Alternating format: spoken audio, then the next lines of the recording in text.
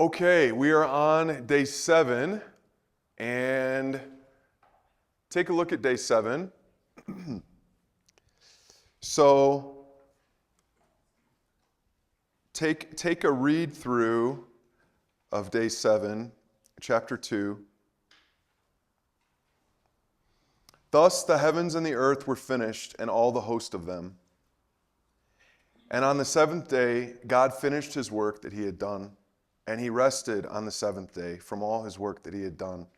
So God blessed the 7th day and made it holy, because on it God rested from all his work that he had done in creation. Okay.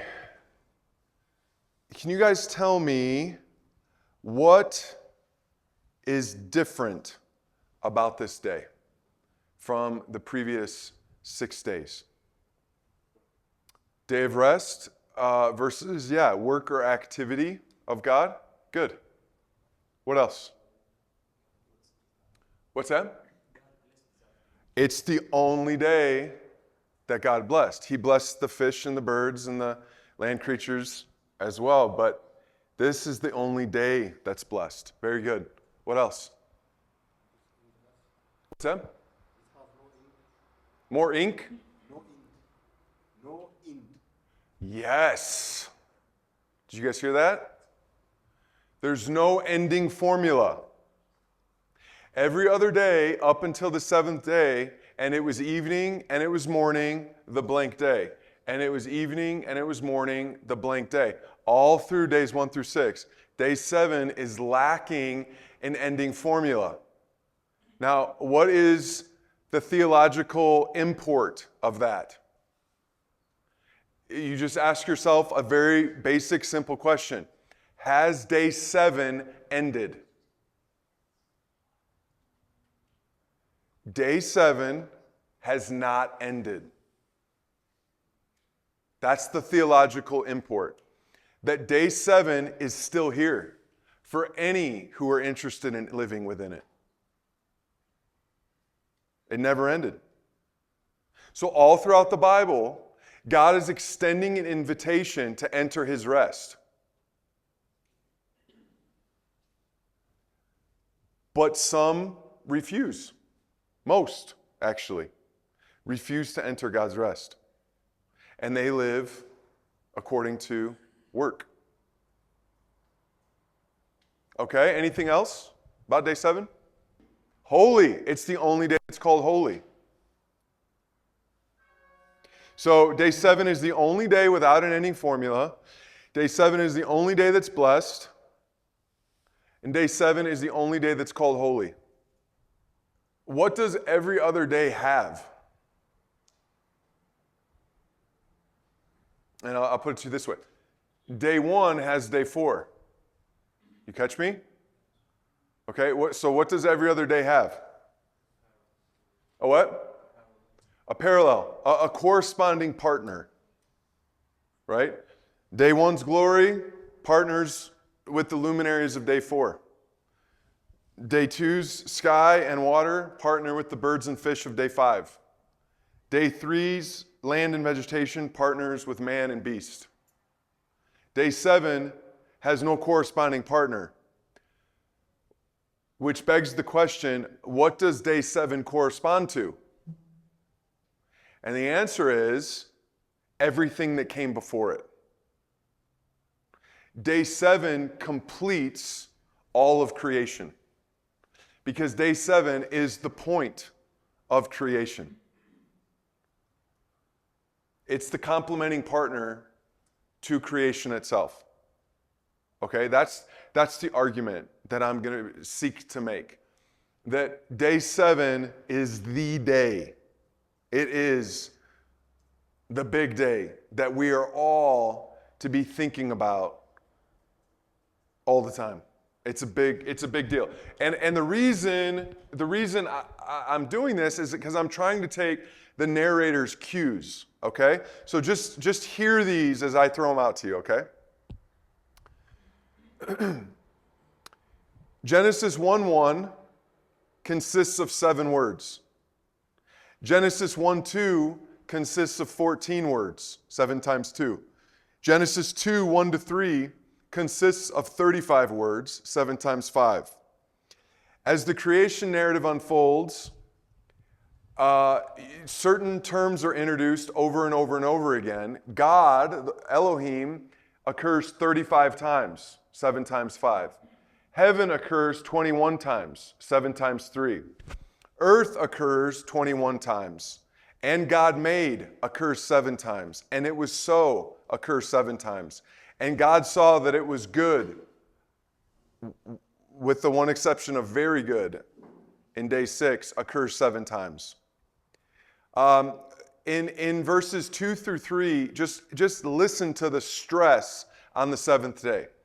And on the 7th day, God finished his work that he had done, and he rested on the 7th day from all his work that he had done. So God blessed the 7th day and made it holy, because on it, God rested from all his work that he had done in creation. So day 7, it. It's focusing on day 7. We've mentioned it's the only day that's called holy. It's the only day that's blessed. How does the Ten Commandments, the fourth commandment, introduce the Sabbath day? Okay, how does it start? Anybody remember? Exodus 20, Deuteronomy 5. Remember to what? To keep the Sabbath day holy. It's really easy to read that and say, we're to keep the Sabbath day holy. And it can be a little bit more difficult to think that day 7 has never stopped being holy, so keep it holy. So it's not, hey, right now set this day aside. It's, hey, this day has been set aside from the beginning of creation, so keep it set aside. Did you see the difference? Keep it holy. Keep it holy. It is holy. Keep it holy. He called it holy back in the beginning of creation. It never stopped being holy. It never ended. It's still there. Okay?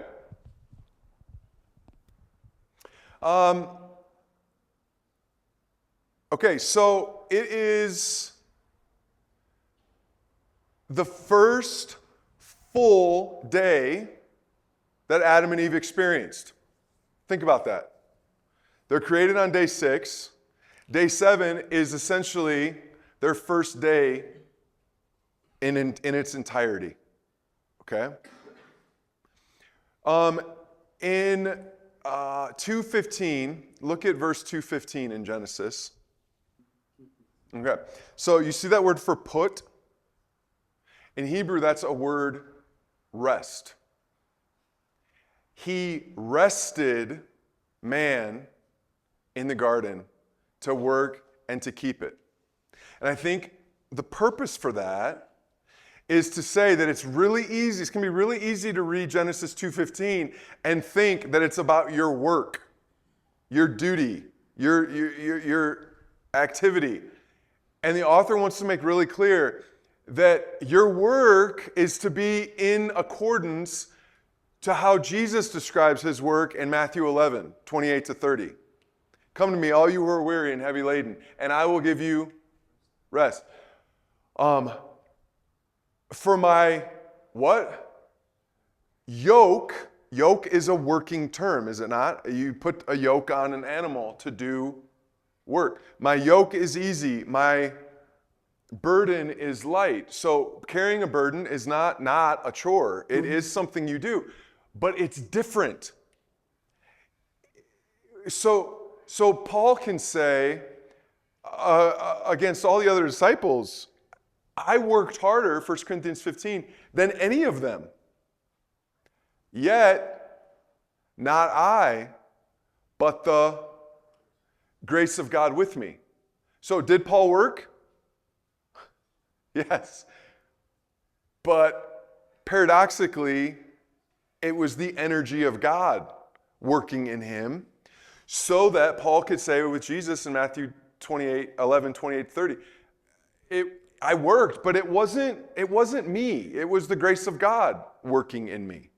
You see that kind of paradox between work and rest and how they sort of fuse in Christ. So Adam and Eve's first day was day 7. First full day was day 7. When Israel is exodused out of Egypt, the day that follows Passover is to be a Sabbath. So just consider that God creates his people, and the first full day they experience is a Sabbath rest. God liberates his people out of Egypt. The first day they experience after liberation is a day of rest. Do you see how God is saying, I don't want your work, I want your reliance? That's the message of day 7. He doesn't want your work. He doesn't want your duty. He wants your reliance. He wants your leaning into him. That's what day 7 is all about. Okay, it doesn't stop there. There are how many yearly days or feasts set aside? 7. They all share a tie to the number 7, indicating that their entire yearly calendar was to be colored by the number 7. So you start in the Bible and 7's a day.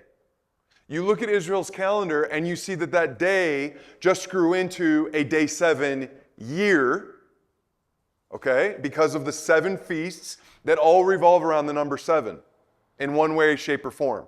And we'll get to that when we get to the feasts, okay?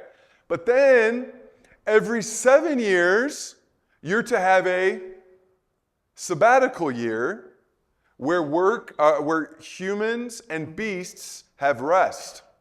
So now Israel's every 7 years, not just a day, not just a year, but a 7-year period is in some way colored by rest.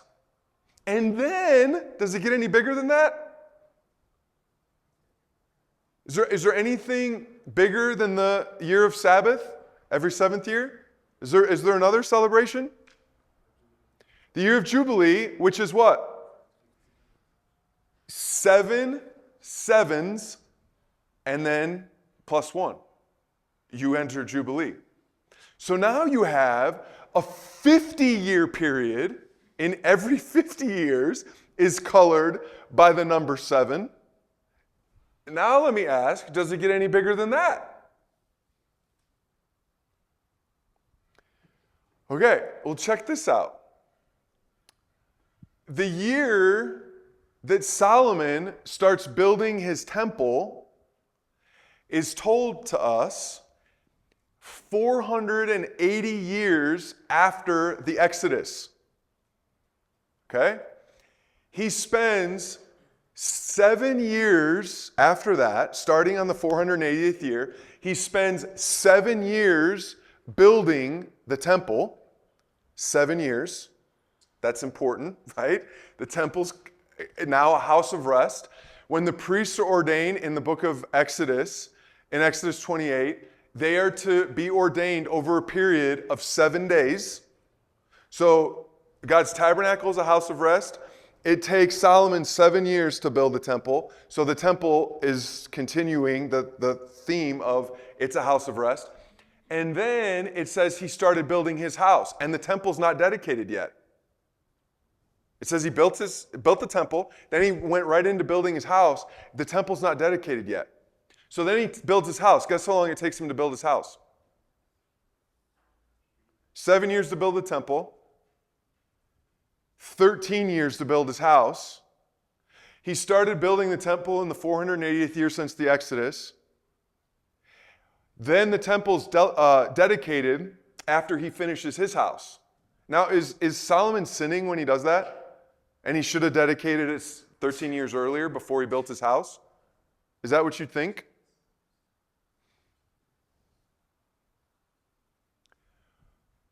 Okay.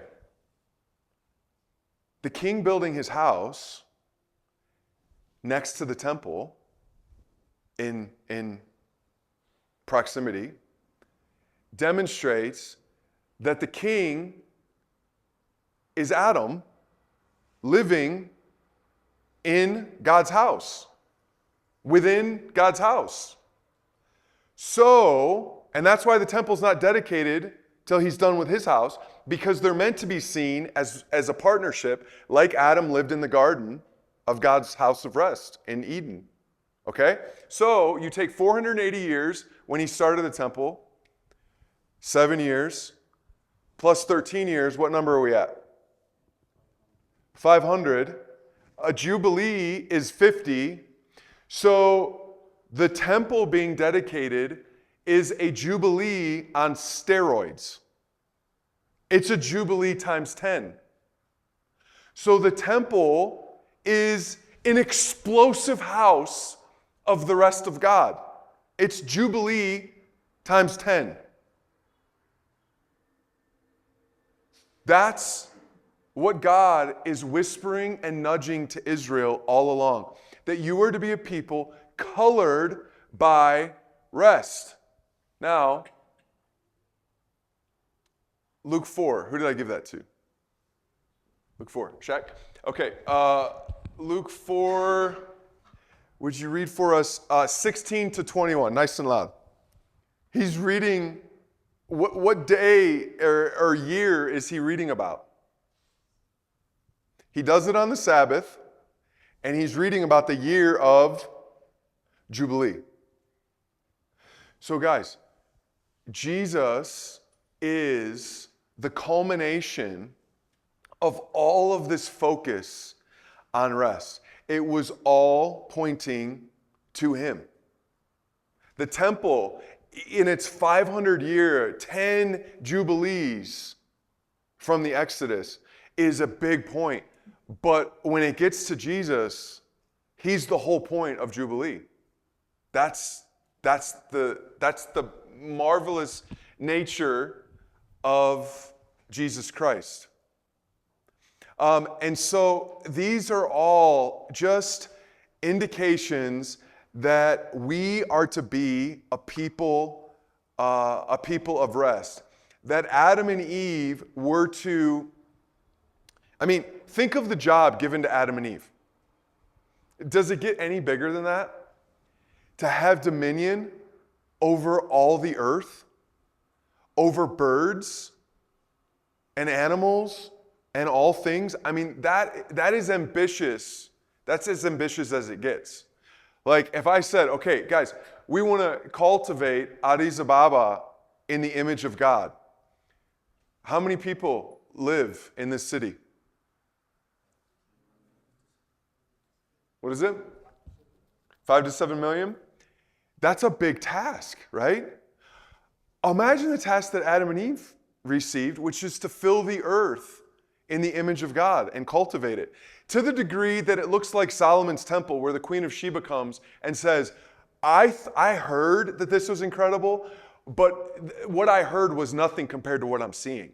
That's what the whole earth was to be like, in the image and glory of God.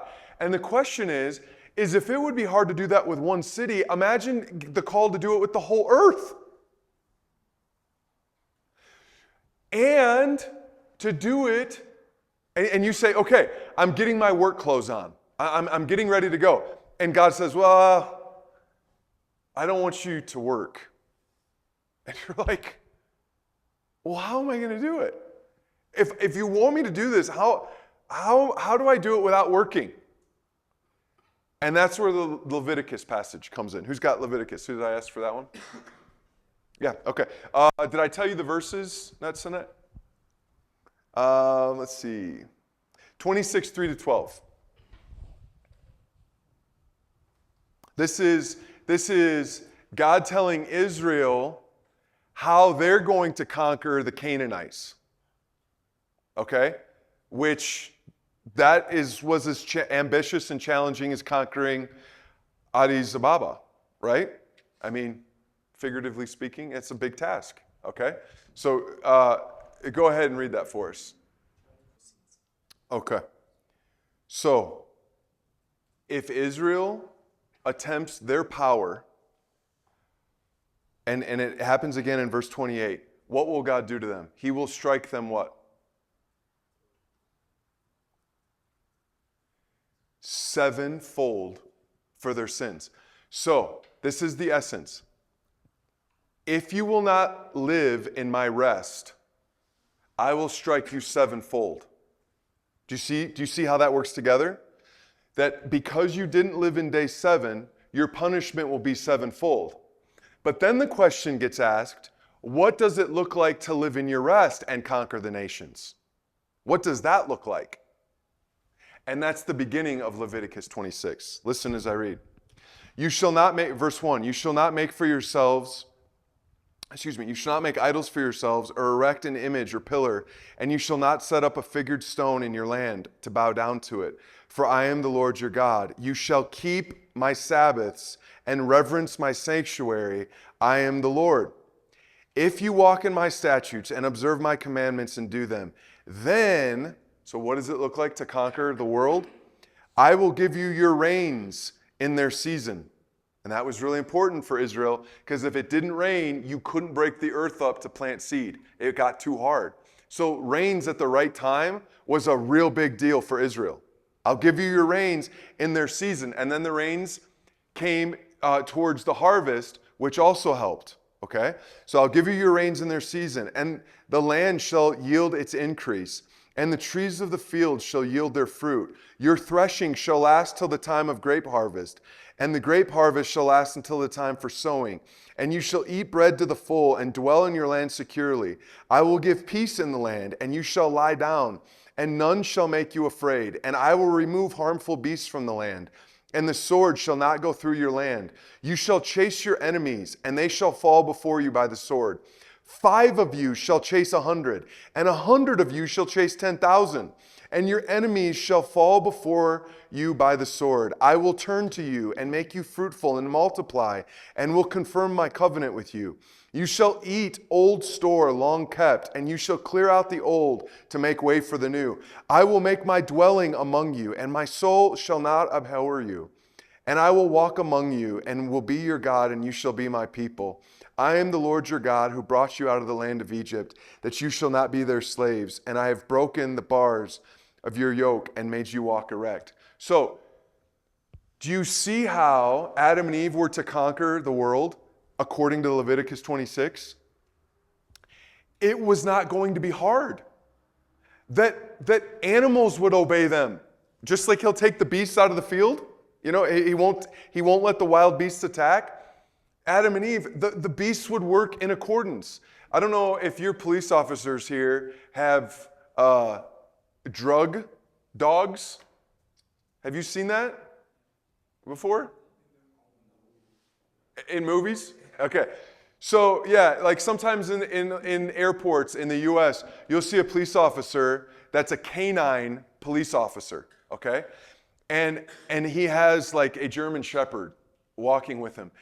And guys, like in school back in the US, they would bring a canine officer in the school just to, familiarize you with the police officer, and kids love seeing the dog and, that kind of thing. And so he would come in, and guys, he could have that dog do whatever he asked him to, and that dog instantly would do it. Like, perfectly obey him. That he would walk in submission to him anywhere he went. And if he told him to attack something, he would instantly go and attack. Or if he called him off, he would stop. Or he'd give him a smell of something, and the dog would go and he would find it. It was unbelievable seeing how humanity with a beast could work so perfectly in line with one another. God would have done that with Adam and Eve. That the animal kingdom would work just like Noah with the bird, and they fly back and do what he needs them to do. Perfect harmony. That vegetation would do exactly what it was meant to do. We've got a young man in our church from Zimbabwe, and I'm told that the avocados in Zimbabwe put our U.S. avocados to shame. That ours look like puny little nothings compared to the produce in Zimbabwe in this area. You think of the grapes in Canaan and how massive they were. This is the type thing that I had a friend that went to a strawberry festival, and he said the strawberries were as big as his fist. They were so big, and it was like, because our strawberries, I don't know what your guys are like, but ours are way smaller than that.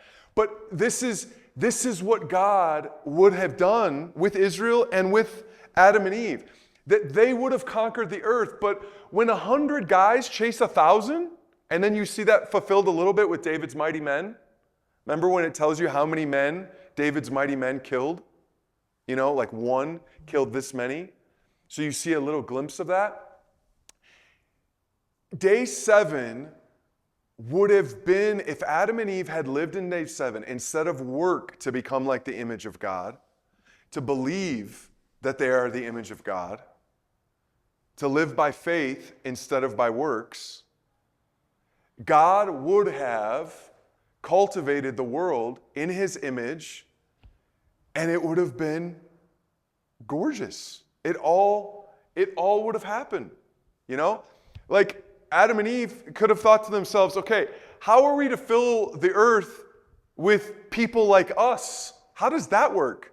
There's 2 of us. How do we make other people? And God's like, I got great news for you. That's what it is. They're just they're looking at this enormous task before them, and God says, I'm going to make it easy and I'm going to make it fun. I'm going to make it enjoyable.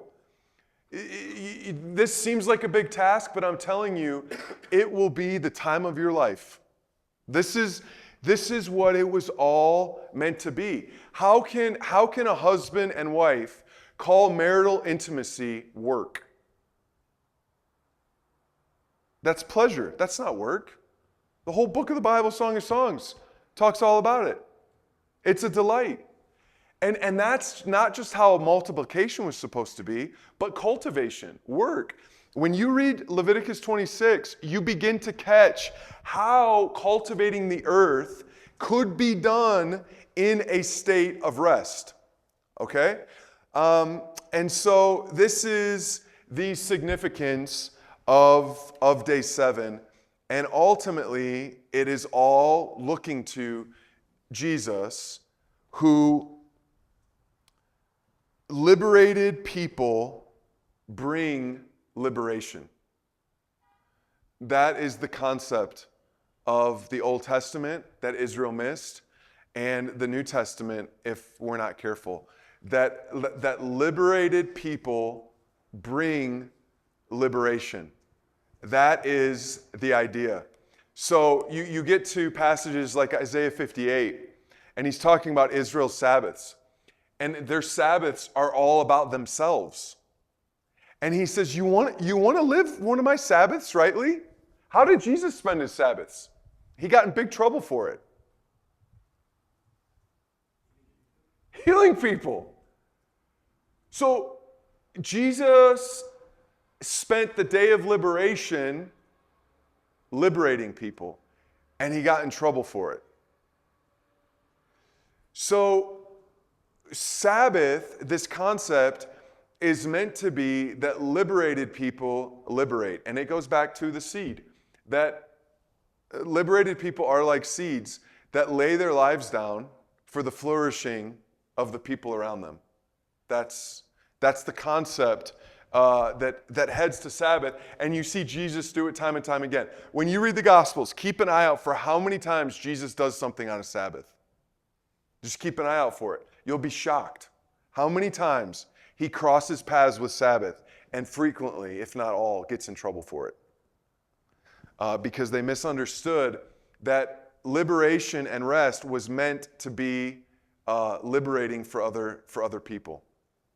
Okay, any questions on the days of creation and Genesis 1 before we move on? Asias asked a good question that we'll tackle when we get to Genesis 8. My wheels are turning, Asias. He asked about the windows being closed in Genesis 8 and the sky rolling up like a scroll. And so is the firmament still there? Good question. Other questions? Very good. Yes, thank you. So Israel asked if the Genesis creation narrative is symbolic or literal. And I would say both. Yeah. So that I believe, I personally am a young earth. I think that when you study the genealogies, it really indicates a young earth. And, I look at the dating of the earth and stuff, right? And I'm not a geologist and a cosmologist and stuff like that. So it's out of my wheelhouse to study the scientific stuff. I have read some good books. One really good book that I'd recommend, I might have brought it last time with me, Josh. It's by a guy named Paul Garner on new creationism, and it defends a young earth framework, and I think he does a real admirable job. I really enjoyed reading the book. But here's one way I approach the young earth and all the powers that be saying that's so ridiculous to think that the earth is 8,000 years old. That's so ridiculous. Here's the thing. Here's what I look at. There are people with a lot of academic credentials. Becky and I have 6 kids, okay? There are a lot of people in the U.S.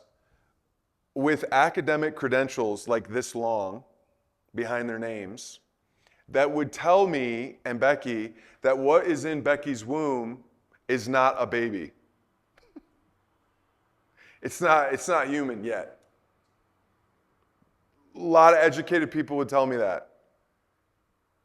And that's something I am familiar with. I've got 6 of them. I've walked with Becky through every step of every pregnancy, and I know that which is inside her womb is a human being from the very beginning. Amen? So I look at the academic world and say, yeah, you're bonkers when it comes to this. Then I look at our society in the U.S., and the new trend in the U.S. that is just around the corner, I don't think it's there yet, but it will be soon enough, and it may be in some hospitals, that when that baby's born, they won't turn to the mom and dad and say, congratulations, you have a baby. They'll stop saying that because the trend in the U.S. is we need to self-identify, right, as far as our gender, right? Again, I've got 6 kids. It became very clear immediately which gender we had when we had a child.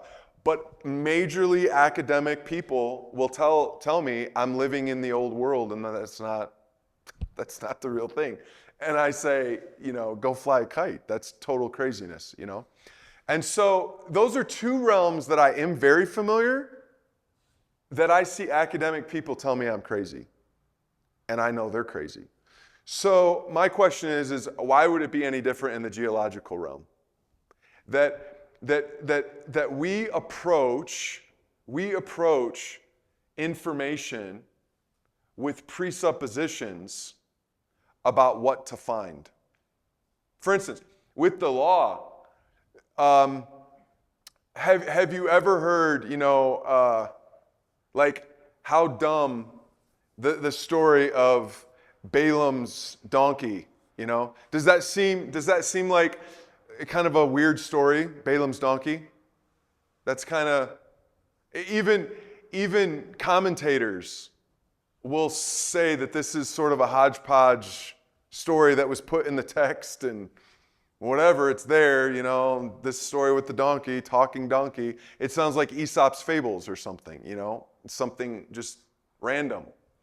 Well, commentator Robert Alter looks at that story, that narrative, and he says, okay, so we see that Balaam has this experience with this donkey, okay? And how many times does the donkey disobey him? Do you remember? 3 times the donkey disobeys him. The last time, he's like ready to kill the thing, right? And then the angel of the Lord, or the donkey, speaks to him, and the angel of the Lord says, if he hadn't stopped you, what? I would have killed you. Okay? All right. Where is Balaam headed on that donkey? To Balak. And what does Balak want him to do? To curse Israel. And how many times does he try to get Balaam to curse Israel? Okay. So, what you find is that Balaam with Balak is like his donkey with him.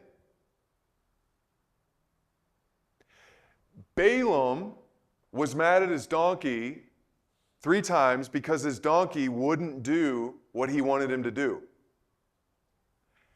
Then he gets to Balak, and Balak is mad with him 3 times, tries to get him to curse Israel, and Balaam's like his donkey, and Balaam won't curse Israel. He's resistant to cursing Israel, and he keeps blessing Israel, and he's ticking Balak off, right?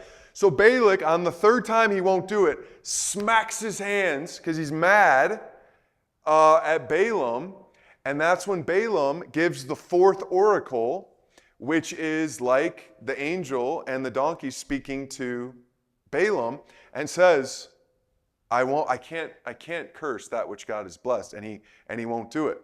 So here's the thing. People look at that text and they say, God's dumb, this is ridiculous, how can you believe this stuff? But then when someone reads it rightly, you see the beauty of it. That Balaam had this experience with his donkey to demonstrate what was going to happen with him and Balak. And it also is a little bit of a joke on Balaam, because what is that calling Balaam? An ass, right? That's the humor of it. Okay? And so when you read the story rightly, you see the beauty and the wisdom of God. But here's the thing. People read it dumbly because their presuppositions think that God is not there, and this is just dumb stuff written by men, right? And I think that that's a really big thing when it comes to science, that we come to science with our presuppositions, and we find what we wanted to find. And that's what I think is largely happening in the geological world. There's also a good book that James Jordan's written that I haven't read, but I've heard it referred. And I think it's just a simple title like Defending Young Earth or something like that. Josh, do you know the name of that one? No? Yeah, something real basic. So I'm sure that's a phenomenal read. And he gets into some of the secular academic stuff. Good question, though. But yeah, I think we need to not be afraid of going where the Bible seems to be going. Yeah. And, in the 10 words, the 10 commandments, he really refers to the Sabbath day as a literal day. That's the big question. The big question is, how did the subsequent writers understand Genesis 1? How did the later writers and the later passages look back on Genesis 1?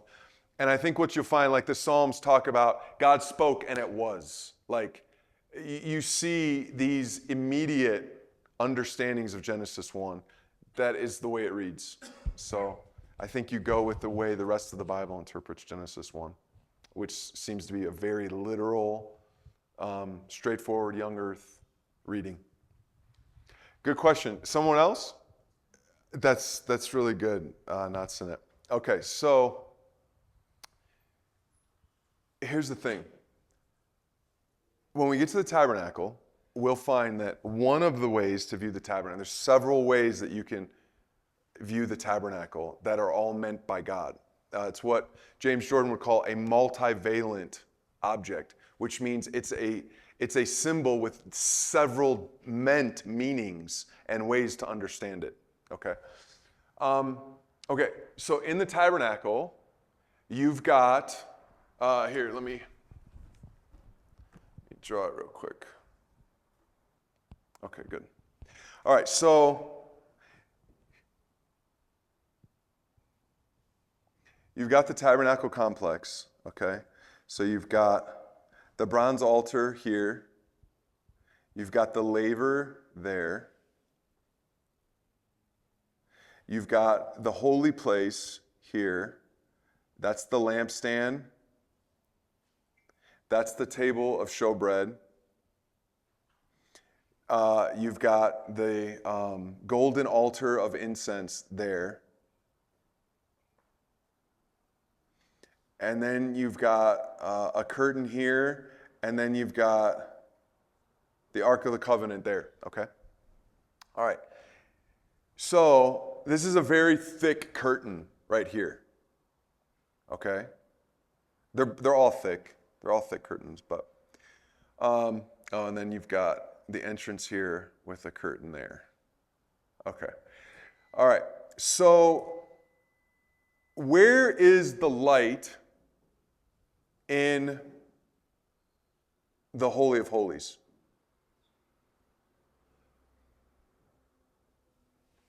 So you got the lampstand here. That's the only light in the tabernacle. This is a thick curtain. So what does it look like inside the tabernacle in the Holy of Holies here?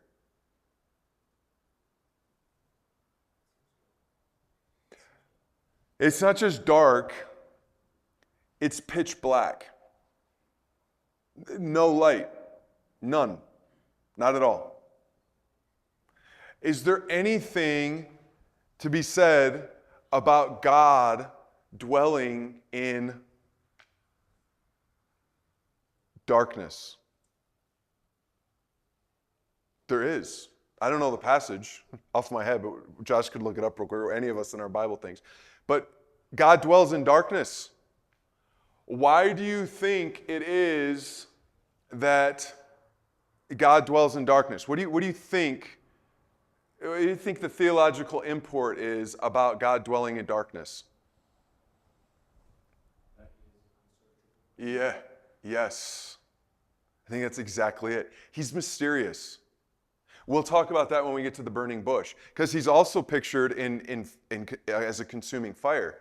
And all of these are different images that communicate these thoughts about God. But one of the things with fire is that it's uncontainable. It's mysterious. Fire is mysterious. I mean, you sit around and marvel at it. It's a mysterious thing. And that is like God. And so I think that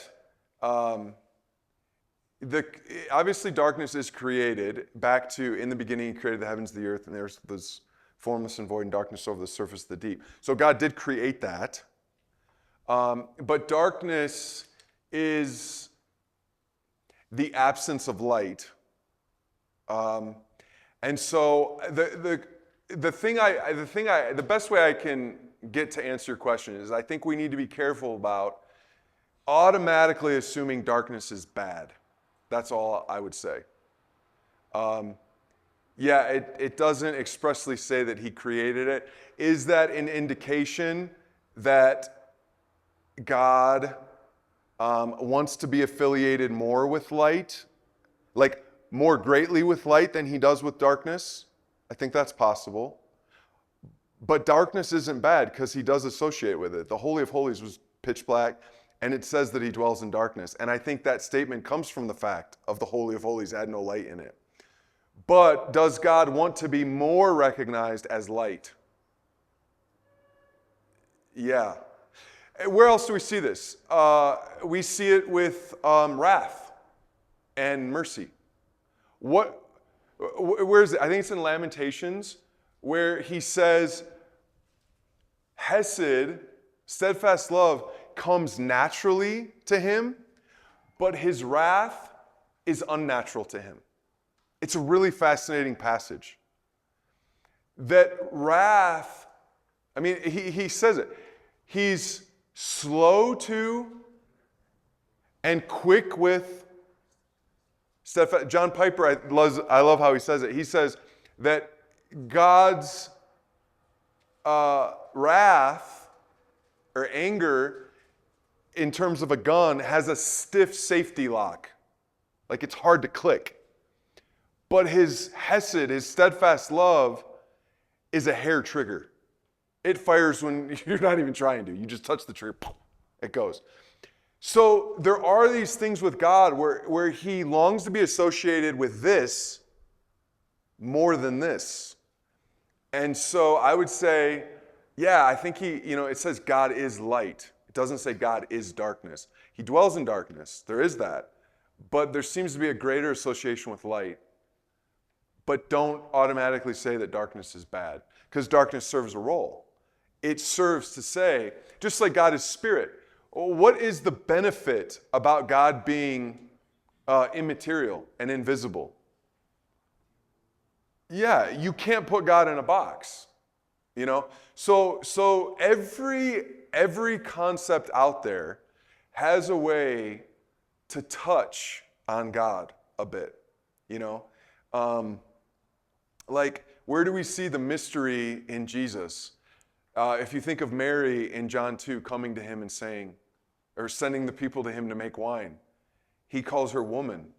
What are you doing? My time is not yet. Like, don't try to control me. Like, and he does, because he's chesed, he's steadfast love, and he does make the wine. But there's a sense in which he says, hey, I'm not your genie in a bottle. Be careful. I am who I am. I won't be put in a box. And I think darkness serves that role. So, but yeah, it is interesting that he doesn't expressly say he created it, but I think he created all things. So I would not say that darkness was present before the creation of the world. I think darkness came to be in the creation of the world. But I would say that there is a way in which darkness, in the celestial heavens, there is that concept of God dwelling in darkness. So that it is communicated on earth. Because what we'll find when we get in the tabernacle is God has Moses build a tabernacle according to the pattern he showed him. And when you get to Hebrews 8, it demonstrates that this was a heavenly pattern. So everything that's happening on earth is mirroring what's happening in heaven, back to our whole thing about heaven coming to earth. So I would say that darkness, there was a sense in which darkness was present in his creation of heaven, because that's, in some sense, where he dwells. Yeah, that's my best shot at it. Good questions, guys. Anybody else? Yes. Okay, so I would say in him, so we have to make sense of those two passages, of that he dwells in darkness and that in him there is no darkness. So I would say that him dwelling in darkness is the concept that God is, I am who I am. Like, you can't, and he keeps secret things to himself. You guys, like one of the questions we have to ask is, as we started the class, that was Jesus destined to die before the creation of the world? Yes. Okay. Does that necessitate sin? Okay. So did God ordain sin? Okay. And yet James says God doesn't tempt anyone. So there are these like difficult things to reckon with. Did God create every single person to be a vessel of wrath or a vessel of glory? That's what Paul says in Romans. And that he was patient with the vessels of wrath prepared for destruction. And he was patient with them until they entered into that destruction. So you get into these passages that are like sovereignty of God over every atom in the universe, okay? And it's hard to fathom, all right? And so what do you do with that? Well, my answer is you go to Ecclesiastes. And in Ecclesiastes chapter 3, you have Solomon talking about There's a time for this and a time for this. There's a time for this and there's a time for this. And that sounds really beautiful, but what is he saying? Because it kind of is annoying to him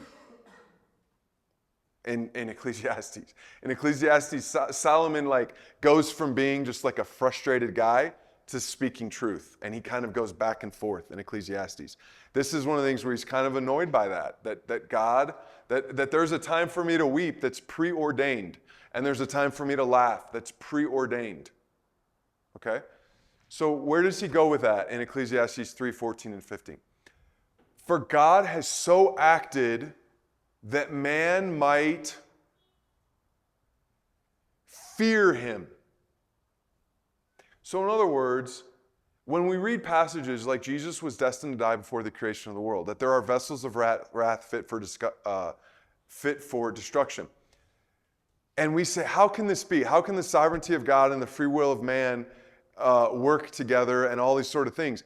And there are passages like Ecclesiastes 3:14 that says, you're not meant to know that. You're meant to fear God. End of discussion.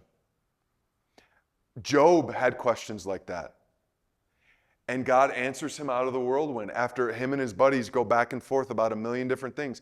And he says, where were you when and he goes through his sovereign power. And how does Job end? I'm sorry I questioned you. I'll cover my mouth and I'll bow down because you're God. And I'll repent in dust and ashes. So the Bible is insistent that there is no wrong in God.